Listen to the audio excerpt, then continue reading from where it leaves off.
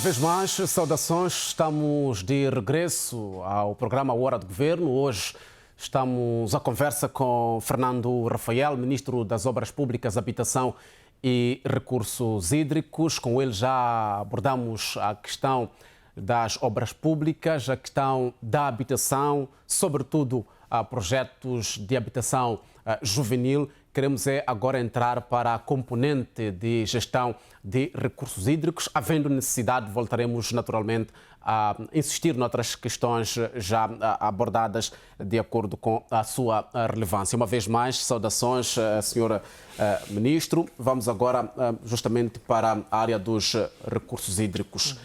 Abastecimento de água. É verdade que já tinha falado de algumas reformas, para, como, por exemplo, o resgate das sociedades comerciais, para a questão da água e saneamento. Mas como garantir que a nossa população tenha água potável naquelas zonas problemáticas para acesso à água potável? Temos situações de moçambicanos que até hoje enfrentam grandes dificuldades para ter água.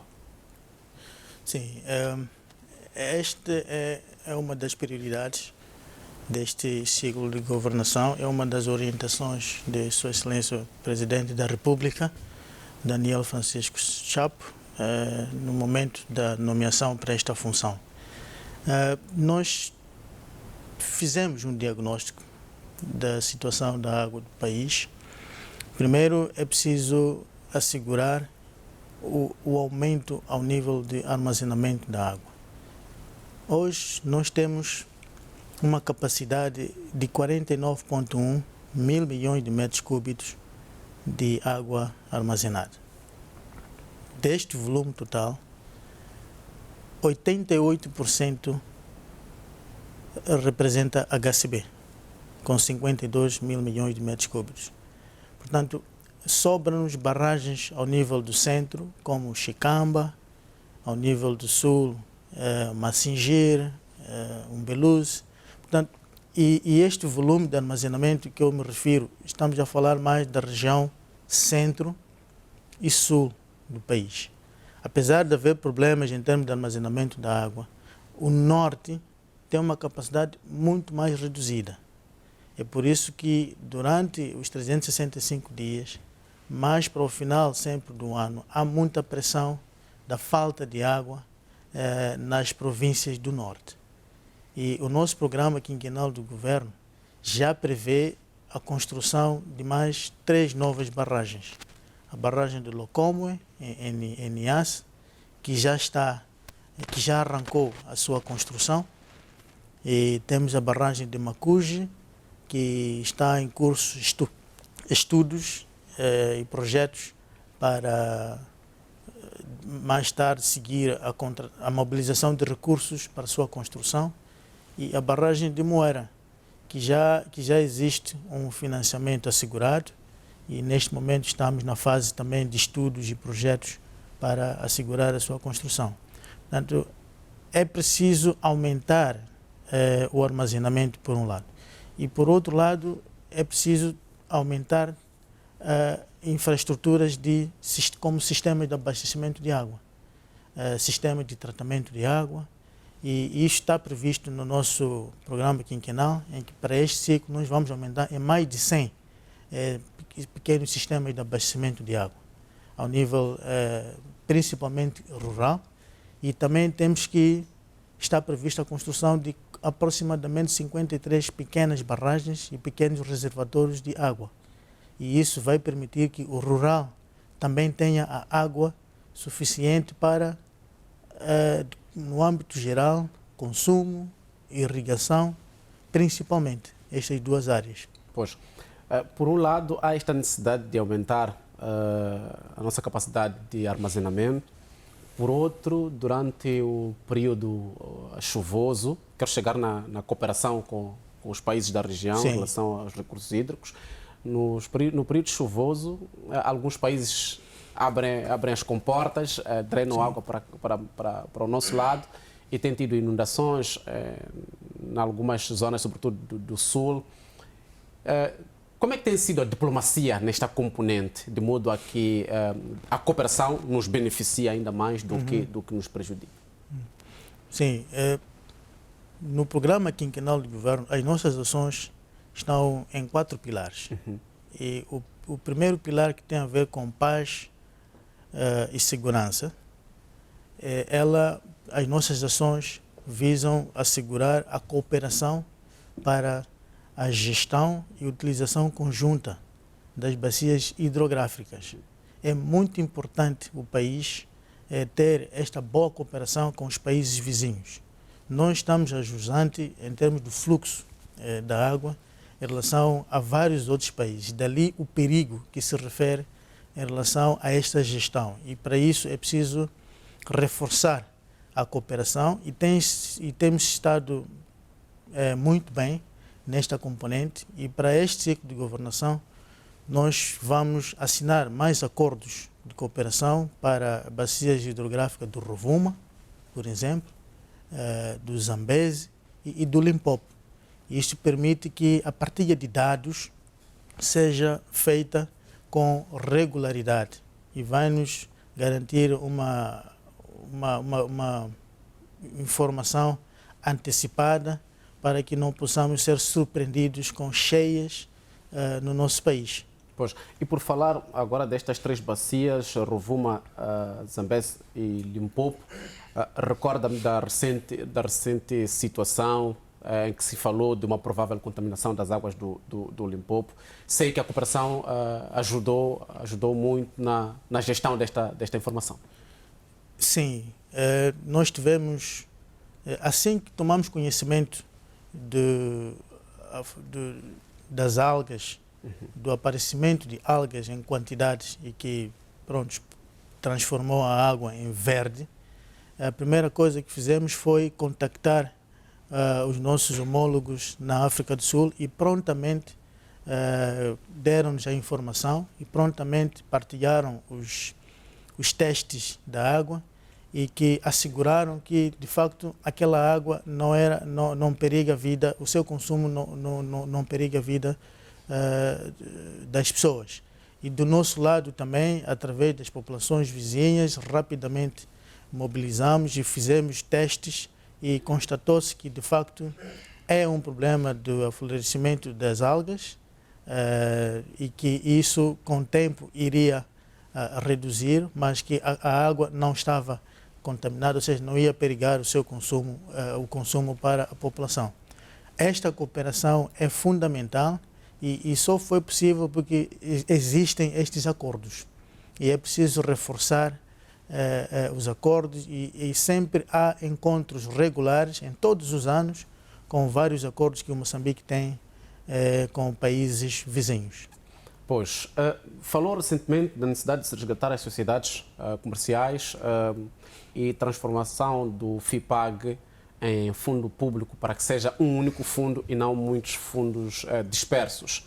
Que vantagens é que isto vai agregar para o setor, o fato de o FIPAG ser um fundo público e um único fundo para a gestão da água?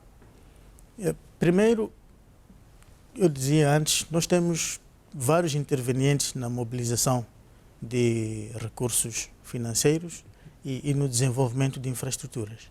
Nós temos o próprio FIPAG, que hoje é um fundo, temos a Direção Nacional de Abastecimento da Água, temos a Administração de Infraestruturas de Água e Saneamento. As 3 entidades fazem o mesmo trabalho, com os mesmos parceiros. Com um fundo único, faz o mesmo trabalho e com os mesmos parceiros. Ou seja, no lugar de termos 3, temos apenas um único setor que tem este mandato de mobilizar e desenvolver infraestruturas. Esta é uma vantagem porque vai reduzir as assimetrias.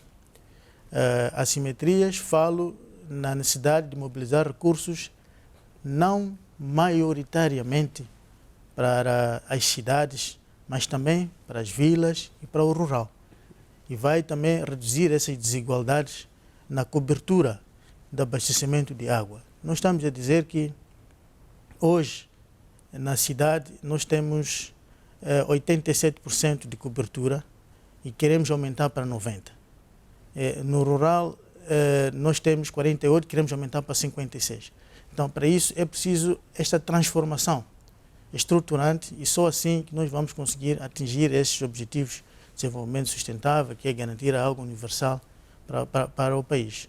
Então, a questão das assimetrias vai reduzir e vai aumentar a cobertura não só no abastecimento de água, mas também nos serviços de saneamento.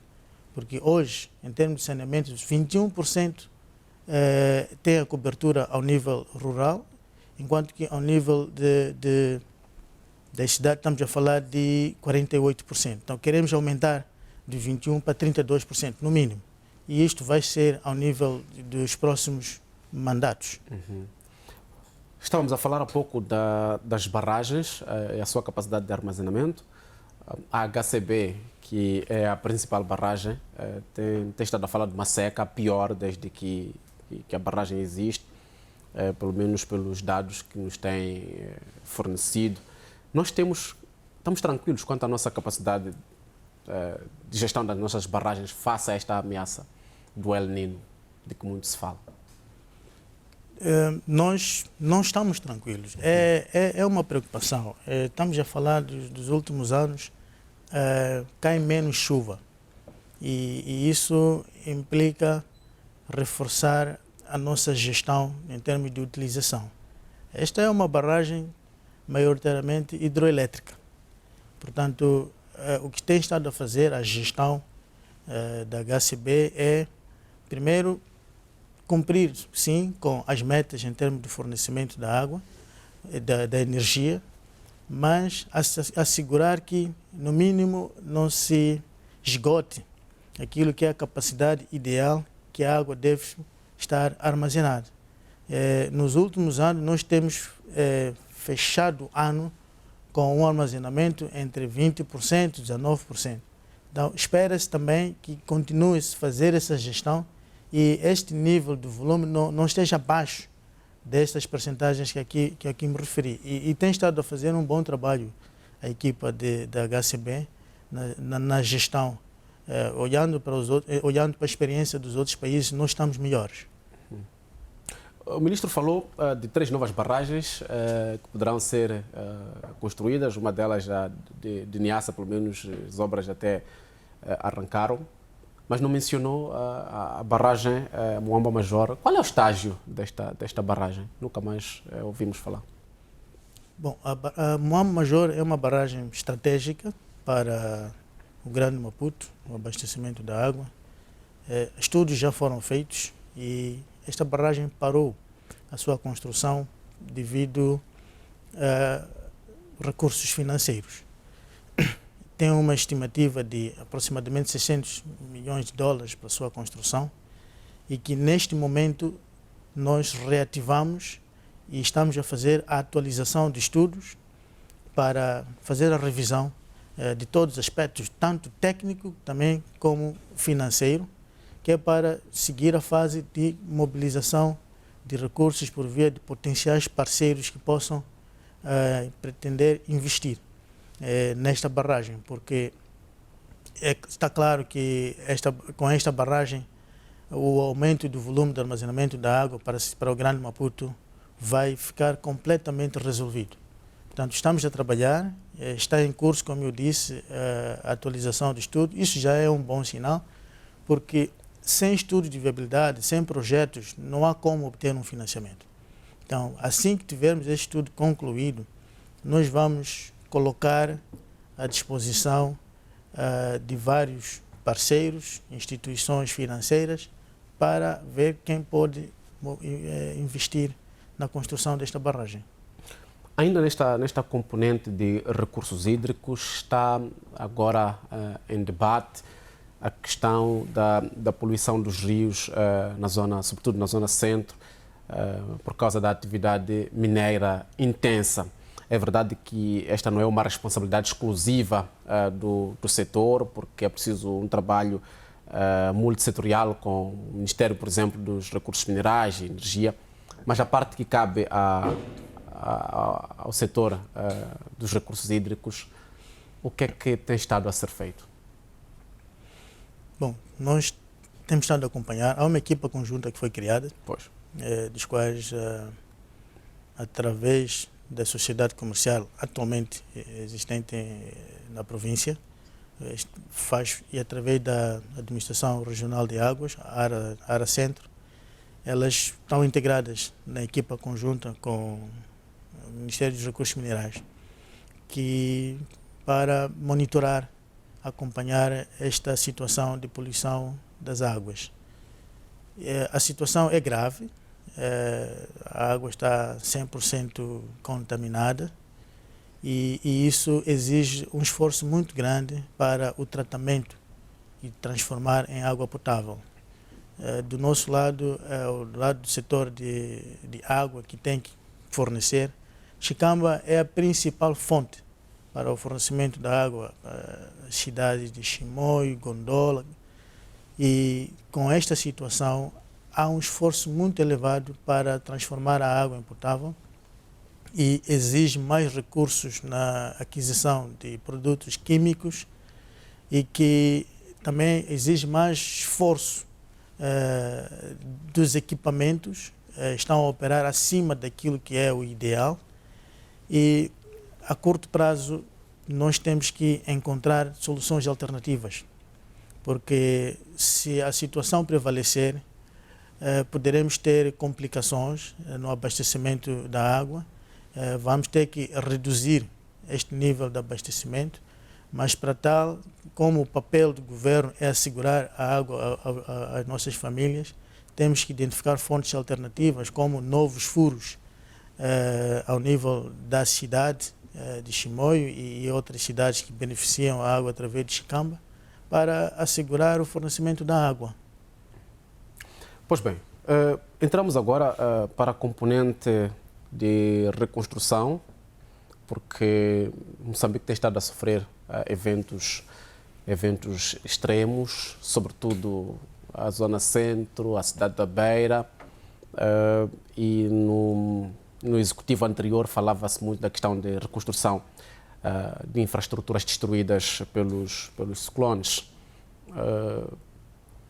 Tendo herdado o Ministério nesta situação, o que é que foi feito até agora, pelo menos nestes meses iniciais, para ajudar a população que perdeu muito na zona centro, sobretudo, infraestruturas sociais que foram destruídas durante estas intempéries? De facto, Moçambique está exposto a eventos climáticos e, como setor, nós estamos a trabalhar e temos no nosso programa aumentar os sistemas de aviso prévio e nós pretendemos com isso aumentar o número de dias de aviso prévio de 3 para 6 dias, vai permitir maior organização das famílias e, como bem disse, em 2019 tivemos o ciclone Idai, várias famílias foram afetadas, várias infraestruturas foram destruídas,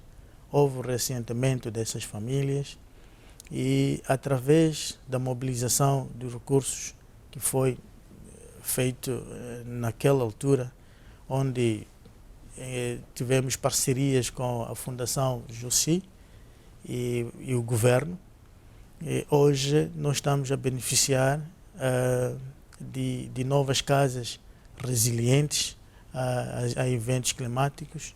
Recentemente testemunhamos a entrega de cerca de 840 habitações às famílias, por Sua Excelência o Presidente da República, Daniel Francisco Chapo, e também testemunhamos a entrega de 10 escolas resilientes na província de Sofala, e estas são respostas que o governo encontrou com um parceiro para desenvolver essas infraestruturas resilientes e dar vida e esperança a essas famílias que sofreram com intempéries. Mas isto estamos a falar da região centro. E recentemente também tivemos outros ciclones que afetaram a região norte do país, de Quelé, de Chido, e afetaram severamente as infraestruturas E isso faz com que, neste momento, o governo está a trabalhar na avaliação destes danos para que depois mobilize-se um recurso para recuperar este tecido social que foi destruído. Direito, Excelência, nós temos uma realidade em termos de herdade de infraestruturas do tempo colonial, muitas delas com mais de 50, 60 anos, e algumas até estão a cair aos poucos. Qual a responsabilidade do Ministério em relação a estas infraestruturas, tendo em conta também a exposição do país aos eventos extremos? Sim, nós temos estado a acompanhar, de facto, e é uma verdade que estas infraestruturas já têm mais de 50 anos da vida útil. Então, é preciso assegurar a sua reabilitação, a sua manutenção, principalmente, para que elas não desabem. E o nosso papel, primeiro, é assegurar a inspeção, principalmente de infraestruturas de caráter público. É preciso que haja uma inspeção regular das infraestruturas e, ao nível de planificação, é preciso que haja coordenação com os diferentes ministérios, porque essas infraestruturas têm a sua representação ministerial, que haja uma planificação e que haja um orçamento dedicado para que anualmente se faça esta reabilitação ou manutenção das infraestruturas. Portanto, com a criação da Administração Nacional de Obras Públicas, há aqui um papel fundamental deste Instituto Público de coordenar, planificar com outros ministérios e orçamentar esta atividade para recuperar ou para dar mais vida às infraestruturas de caráter público. Pois, o setor das obras públicas, habitação e recursos hídricos é um dos que mais recursos demanda pela sua natureza. São obras públicas, habitação, depois as barragens.